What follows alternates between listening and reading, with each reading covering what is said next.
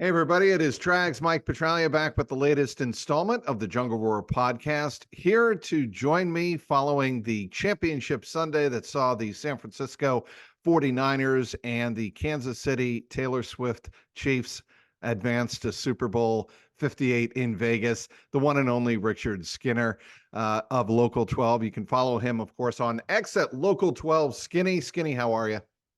Doing great, Mike. How are you?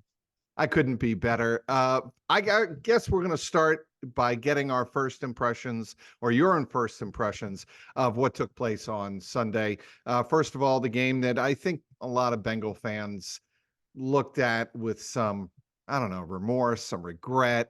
Could have been us, that AFC Championship game when Baltimore just got, I thought, trucked by the Kansas City Chiefs from the beginning. It did. It makes you have to start wondering, is Lamar Jackson capable of taking a team to the Super Bowl? I mean, he's about to be probably MVP for the second time in his career. Yep. He's spectacular. I mean, there's no question about that. He's honestly almost a unicorn to a large degree, but it felt like almost from the onset. Well, I should say from the onset. After Kansas City got up 14-7, and then certainly 17-7, it felt like panic ensued from that entire team. For whatever reason, they got away from the run game. Didn't really involve him a ton in the run game.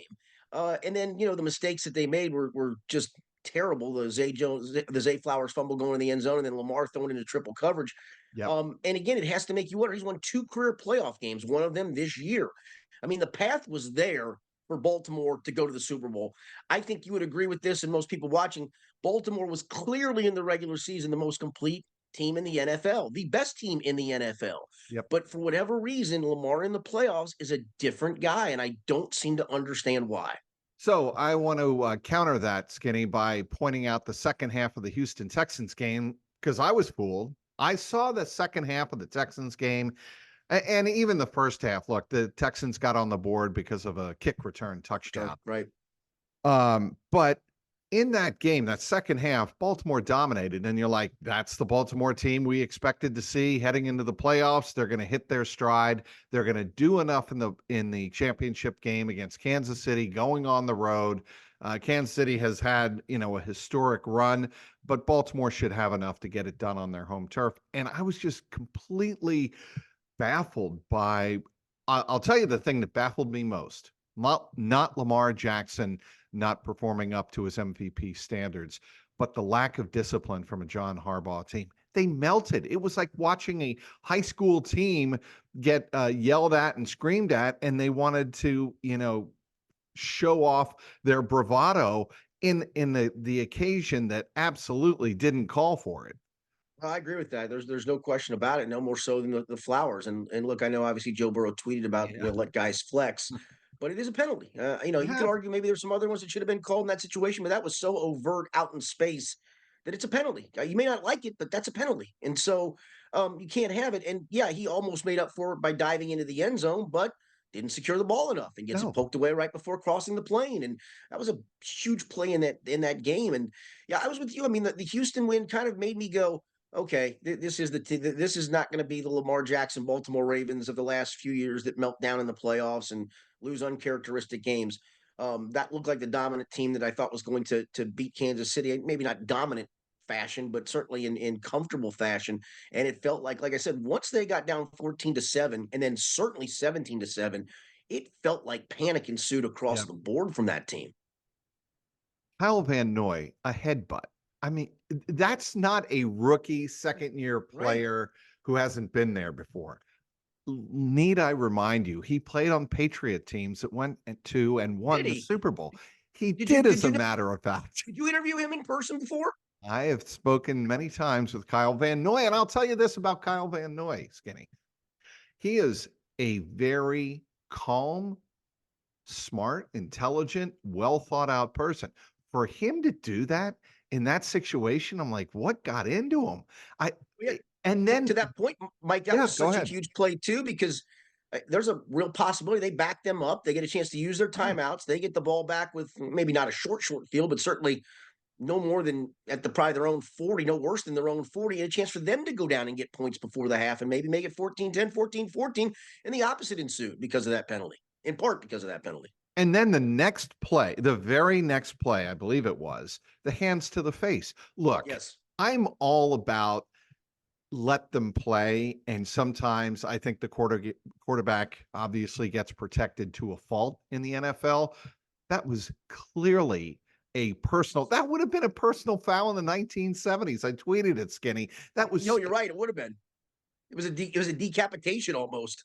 I mean, I just didn't understand where that was coming from the Ravens for a team that had a dominant regular season, looked like the best team in the NFL. And this is the team. That's why I think if the Bengals can get their stuff together in the offseason, I think they can march back up to the top of the AFC North. I think there's a path there, as we like to say in Yep. today's vernacular. There's a path there. They're going to have to do the right things. They have to build the defensive line. They have to probably replace Jonah Williams there and obviously have to address the Tee Higgins issue. But when I watch the Ravens on Sunday, I'm like, okay, they're not invincible. They're beatable if you do the right things. Yeah, and maybe there's a blueprint of saying, you know what, we are going to stack the box, and we are going to tell you you're not going to run the football. And that was the other thing that surprised me is how they let Kansas City dictate what they were going to do offensively. And all season long, they said, "No, here we come with our run game." And they didn't involve Lamar as much, but they still involved him some, and there was still the threat of Lamar pulling it and getting out on the perimeter. You still have to honor that, and they got completely away from that. They literally let Steve Spagnuolo dictate to them. Then he got him in third and longs. We know he loves to blitz in third and longs, and he blitzed him into submission for the most part. So, maybe there's also a blueprint there that says, hey, you know what? Line up, play man on the back end. Yeah, they got Zay Flowers, and yeah, they got great tight ends. But put some heat on. Go after these guys. Show them on first down. They're not going to run the ball. You're going to get them in second and longs, and maybe the blueprints now they're out there for that. It really makes me appreciate what Lou Anarumo did in obviously the AFC title game they won in overtime in Kansas City, but even last year's AFC Even last year. championship, Skinny, they made the adjustments and they made the Chiefs uncomfortable on Kansas City's own home turf. And Lou Anarumo is going to be back. He's going to be the defensive coordinator. They're going to have to make, as we said, some adjustments to the defensive personnel in the offseason. But it does give you hope as a Bengal fan that, hey, look, the Bengals were able to put up a much better show on the road than the Ravens were at home. Yeah, the flip side though is, it's Kansas City is certainly the king at the moment, and they're in almost mini dynasty mode at the moment, and they've still got that guy playing quarterback, and it does make a difference. They've Danny Reed's credit, he's been really adaptable, right? He's gone from Yep. the wide open, throw it down the field to Tyreek Hill to yeah, we're gonna have to run the ball a little bit more with Isaiah Pacheco and maybe lean on our defense. And that defense was really good statistically all season long, and certainly in the big moment on Sunday was really good. Extraordinarily adaptable is what they are. And that's the thing that's still a little tough is this thing still goes through Kansas City until it doesn't. He is Richard Skinner. Follow him on X at local12 Skinny. All right, the NFC Championship, real quick, and then we'll get back to the Bengal priorities. This is a San Francisco team that was really questioning themselves after the Bengals handed them a 31-17 loss out in Santa Clara back in October. And at that time, I think a lot of us felt like, well, the Bengals are rising back up, not only to the top of the AFC, but to the top of the NFL, one of the 3 or 4 best teams in the NFL if Joe Burrow's healthy. What did you take away from that NFC Championship game, a game the Lions led 24-7, and I thought pretty much was theirs to lose? Obviously, the main narrative was the Dan Campbell decision making, and I get it. I get the aggressiveness, but to me, again, I know people want to not have gut decisions anymore. That you go by the numbers and you go by the advanced metrics and all those things when to go for it, when not to. But my gut tells me up 14, kick a field goal, make it 17, and make it a 3-score game, and take the momentum away. It's not automatic. It was going to be a 40 some odd yarder, but that was probably a more prudent decision. And then the decision to go for it instead of kick for the tie. Listen, I get he's aggressive. It's what he's done. It's what he's kind of built the foundation on. All those things.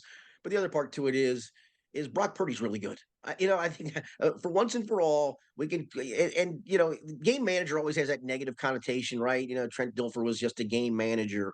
Yeah, Jeff Hostetler was a game manager, I guess, to some degree.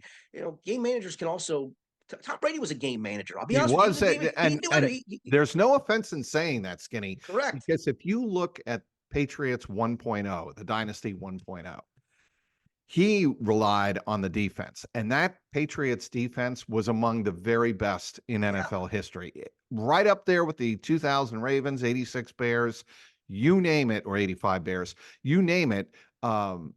That Patriot defense was what defined the culture of that team, and Brady made sure he didn't turn the ball over, and he was exceptionally good at that. Obviously, Brady, the Patriots 2.0, that was a different story. But yes, there's nothing wrong with saying that Tom Brady was a game manager in the first part of that dynasty. Yeah, no question. And Purdy made plays in this game too. On top of it, that's what Brady would do. When Brady needed to make a play, Yep. Tom Brady could go make a play for you, make multiple plays. I think that's where Brock Purdy is, because that was a clear chance to melt down. Right? I know your season's on the line, but you're down 17, and I know it's at home, but you're down 17. And Detroit looked like it was not going to stop scoring at that point. They had all their weapons. They were moving the ball around, getting touches for everybody, getting touches in creative ways for everybody, and then it just dried up. And then I think the tightness probably came in, and missing on the 2 4th downs were a factor, but also Brock Purdy making some big time plays with his feet and with his arm. We're tantamount to that game, and it's a good San Francisco team. There's no question about that part of it. Let's not forget what Brock Purdy did on the last drive when the Niners needed it or they'd lose the game, and that was against the Packers in the divisional round. He drove them right down the field, got the game-winning touchdown. I like Brock Purdy a lot in terms and we of saw him at his worst, right, Mike? In the San Francisco game, he was probably at his worst when they played the Bengals. He provided maybe Jermaine Pratt's second most famous play of all time. The most famous is going to be this interception to seal the Raiders playoff, the win over the Raiders in 2021. But the second biggest play that I think of Jermaine Pratt's career was that one-handed pick. That was an amazing play. No question about it. And, there was some questioning of Brock Purdy after that game of, is this is the cute story of Brock Purdy about to die? Was it just a small enough sample size that now the league's figured him out? And boy, oh boy, I mean, here he is in the Super Bowl, and it's proving that he is a very period end of story, however you want to label him. He's a very good player. All right, let's get back to the Bengals now, Skinny. And there are 2 bowl games this week in which NFL executives get to kind of evaluate talent, if you will, and kind of start really ramping up their evaluations of not only seniors, but select juniors coming out for the NFL draft and what kind of talent will be there.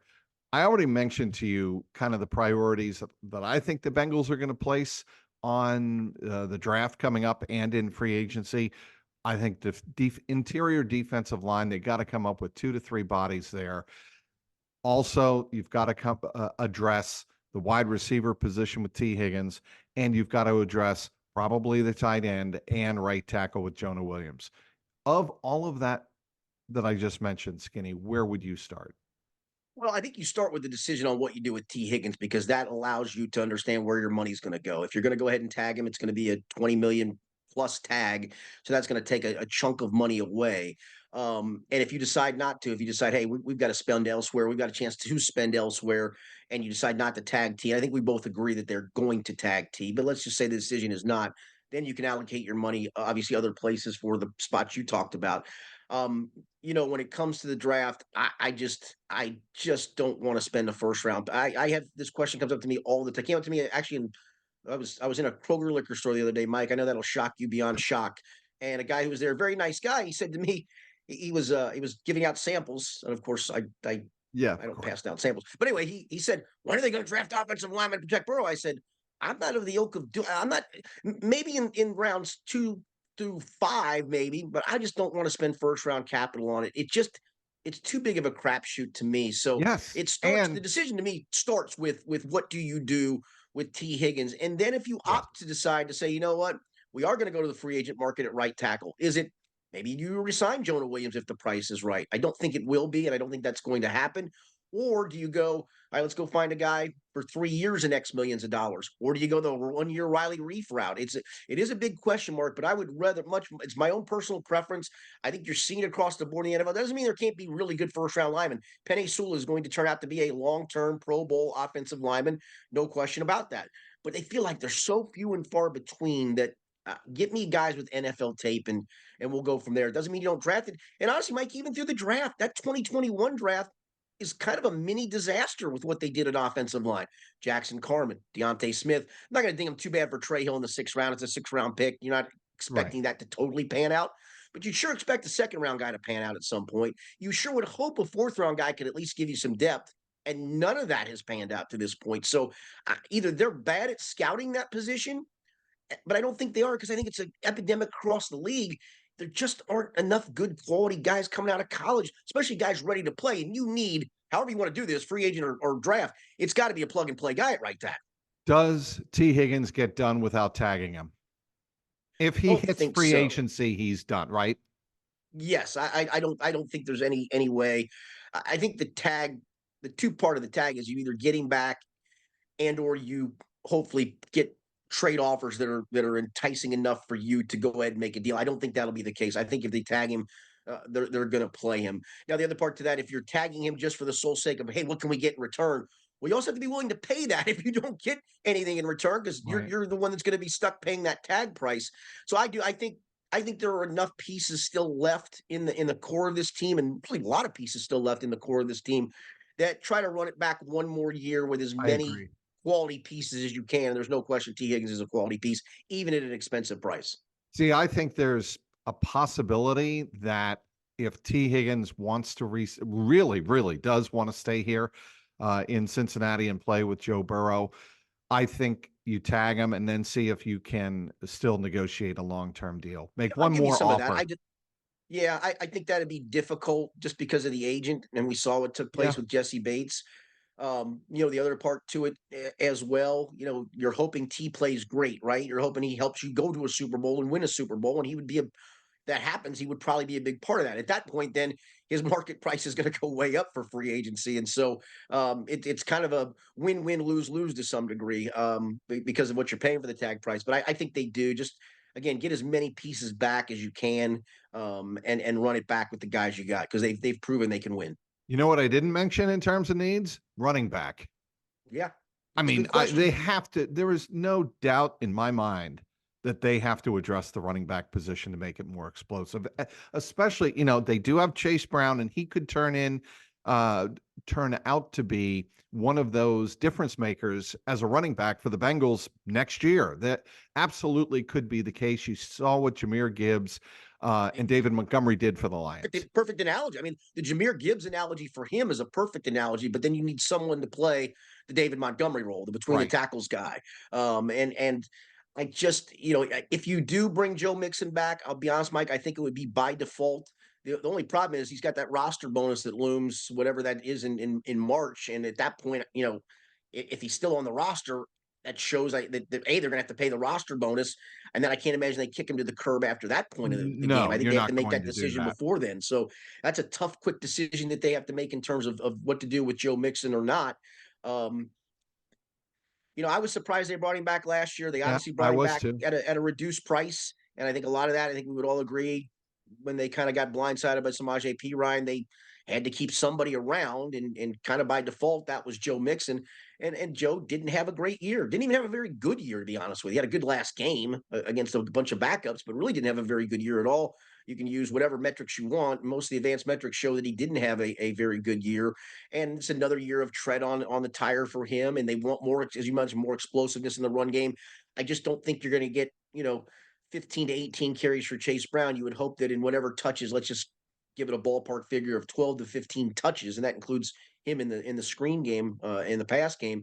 Out of those, you can get an explosive play each and every game, and I think you can. But you then also need somebody who's going to be the guy who's the pounder. And do you do that through free agency at a price tag that's higher than what you're paying Joe Mixon, or is that somebody that you can get somewhere again in rounds 2 through 4 of the draft, 2 through 5 of the draft? And I don't know if that would be the case. Could there be a surprise cut that we're not seeing coming down the pike? I think there could be. Yeah. So my boss last week, he said, he goes, I need something on the web. And he said, can you look and see if there's could you come up with maybe 5 surprise cuts? Well, I can only come up with 2, and they weren't even really surprising to me, Mike. And I ended up not even writing the piece because I told him, I said, dude, there's only 2 that would make sense. And I don't think they're all that big a surprise. One would be Nick Scott, and the other would be Joe Mixon. I don't really see anybody else.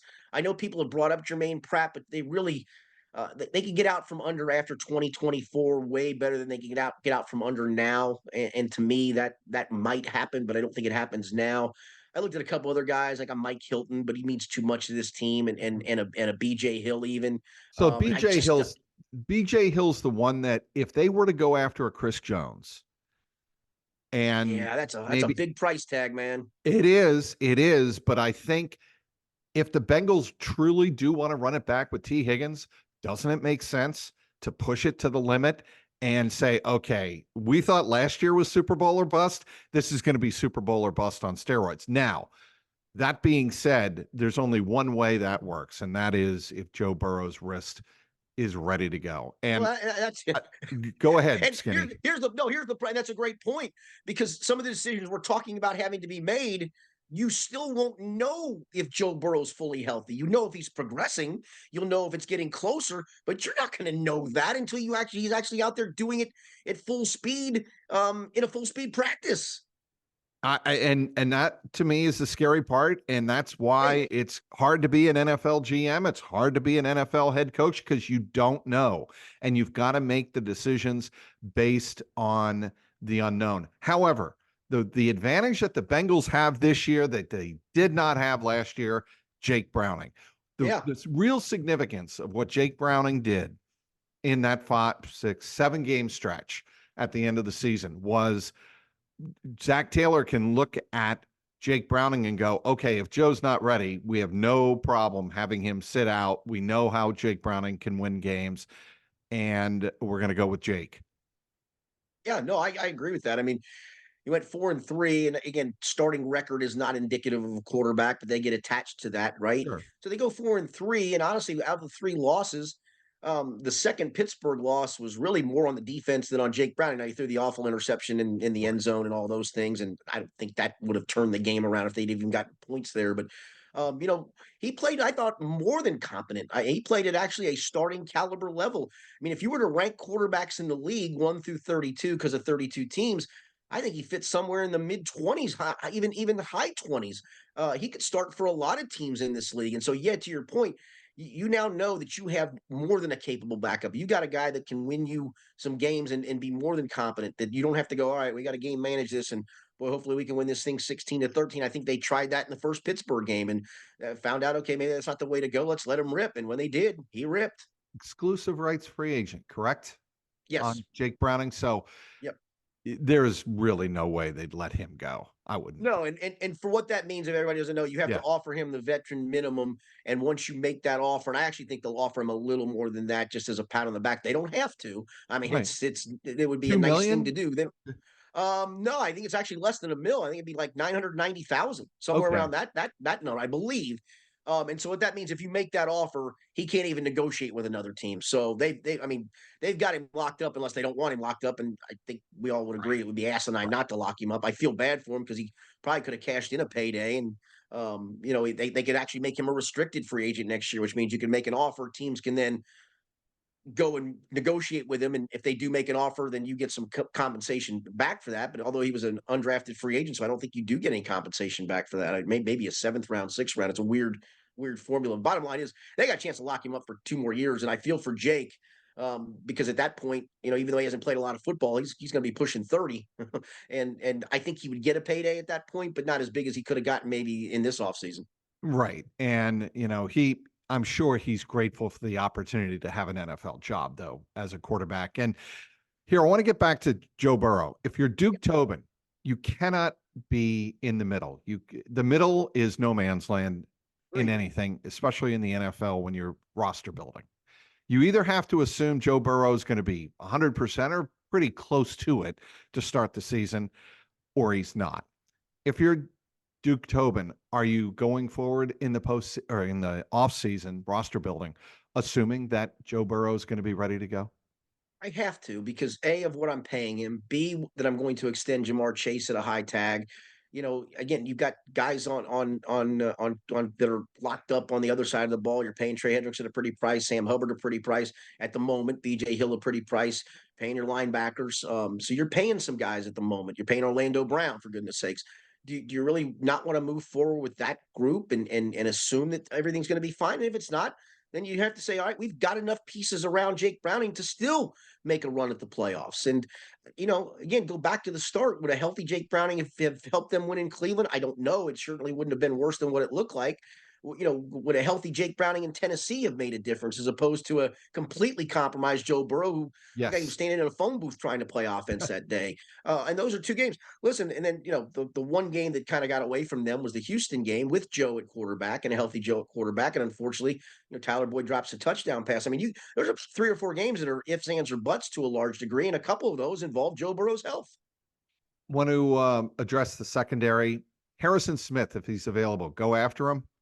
I think so. And again, we're doing some of the caveats of we're not going to go after all these guys because you can't go after all of them. No, but right, he's a name certainly out there.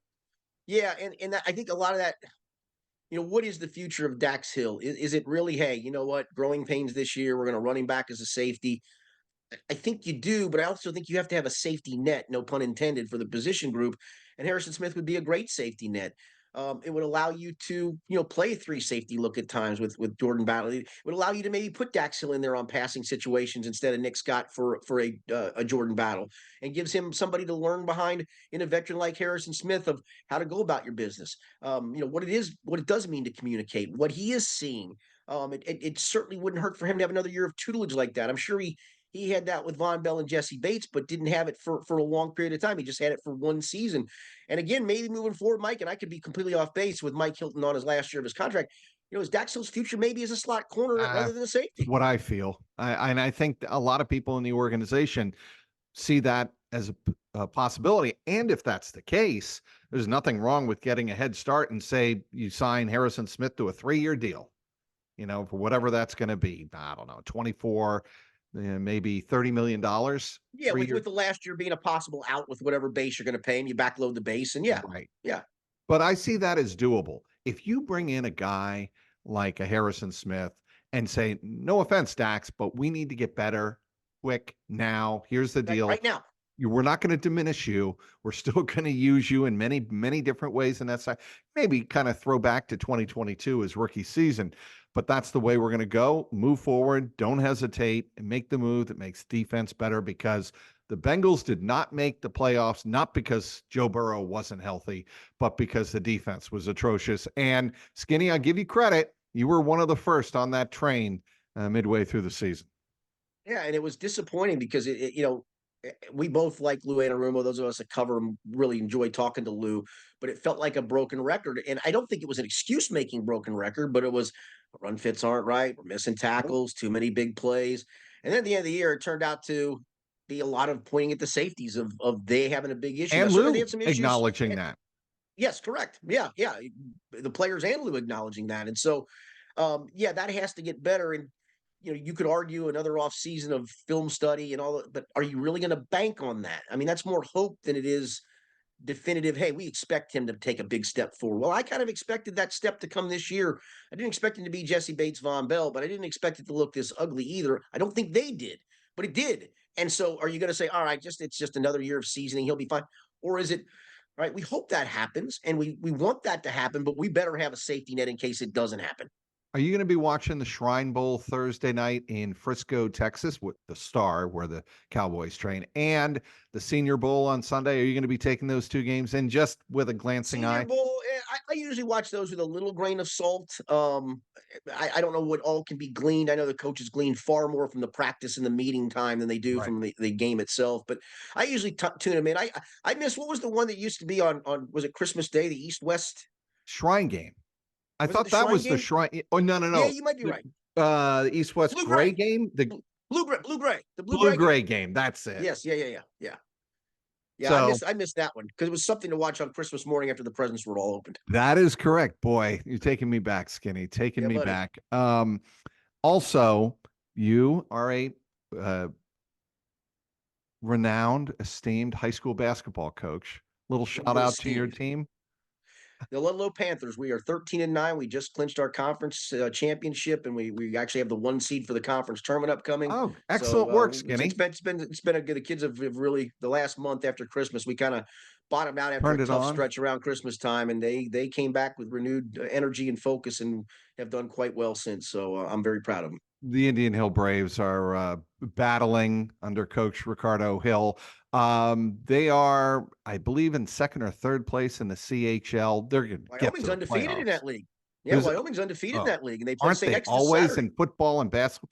It's a rare season when Wyoming doesn't dominate basketball and football. That's You're probably true. wearing the colors. You're wearing the colors. A little time to gloat about your Joe B. Hall. Now, obviously, John Calipari, Wildcats. Go ahead. Yeah, No. I'm as many on podcast. I'm not a big Cal fan, but I do like this team in particular.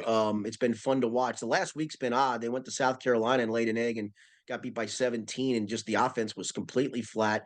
It was flat again on Saturday. They were missing a key cog off the bench. Rob Dillingham was sick and did not play, but the defense was great that day, and maybe Cal found something in the lineup that he liked defensively that can help this team moving forward. They got a big week this week. Got Florida at home and then Tennessee on Saturday. If they can beat Tennessee, then they'll be tied for first place in the SEC. But yeah, it was a really weird week this past week. They needed that win at Arkansas because they almost lost at Florida on the road. They lost at Texas A&M on the road. They lost at South Carolina. This started to feel like it was becoming a bit of a habit or a trend, and they kind of snapped that trend this past Saturday. Granted, Arkansas is not very good. They're down, I think, 10-10 on the season. They're struggling in a big way, but Kentucky found a way to get a win. As you know, I've been covering the Bearcats Yep. football and basketball and Xavier basketball as well. And I must tell you, I've been impressed with Big 12 competition. It's been a treat. And to see Cincinnati advanced into the Big 12, I think they've accounted themselves pretty doggone well considering what their first 6 games were. No, I agree with you. I thought this was probably a 5-win team in the conference, and it still may be. I mean, when you keep looking at schedule, it's like, holy Toledo, that almost feels Right. unfair.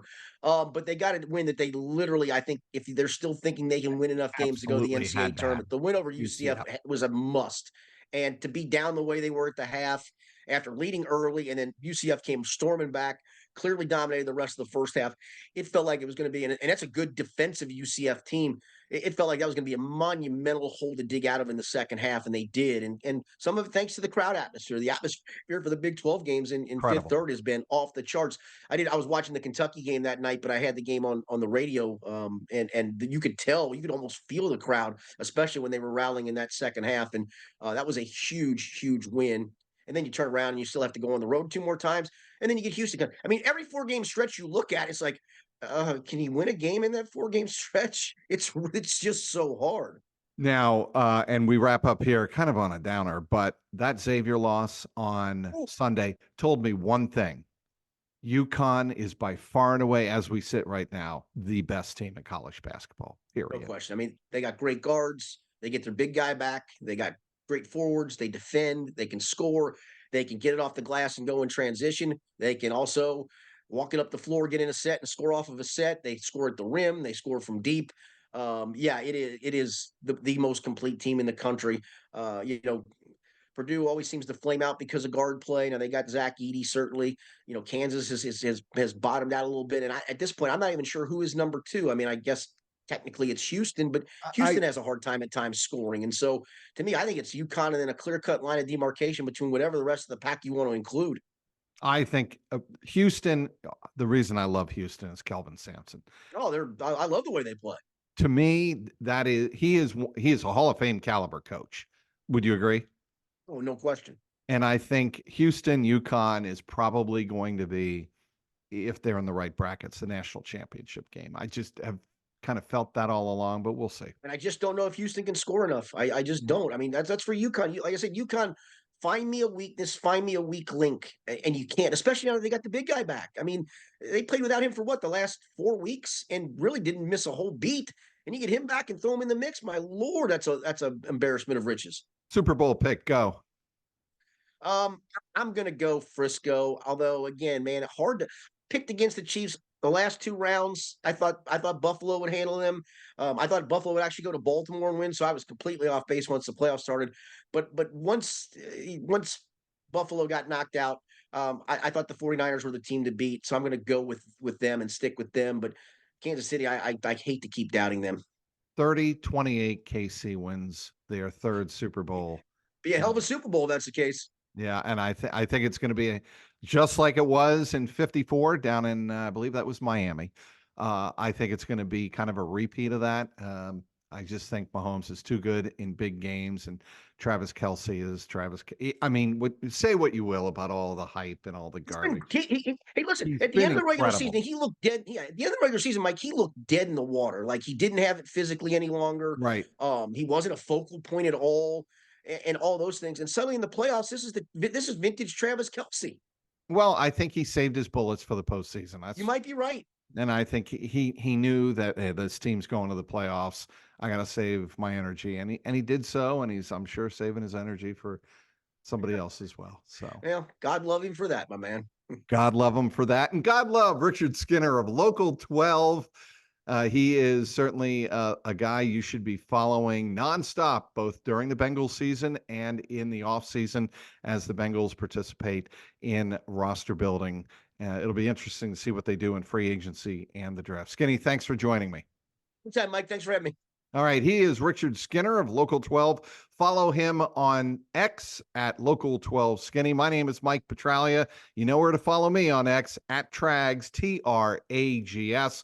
This has been the JungleRoar podcast, powered as always by the great folks at FanDuel SportsBook, the exclusive gaming partner of the CLNS Media Network. Until next week, keep that jungle roaring.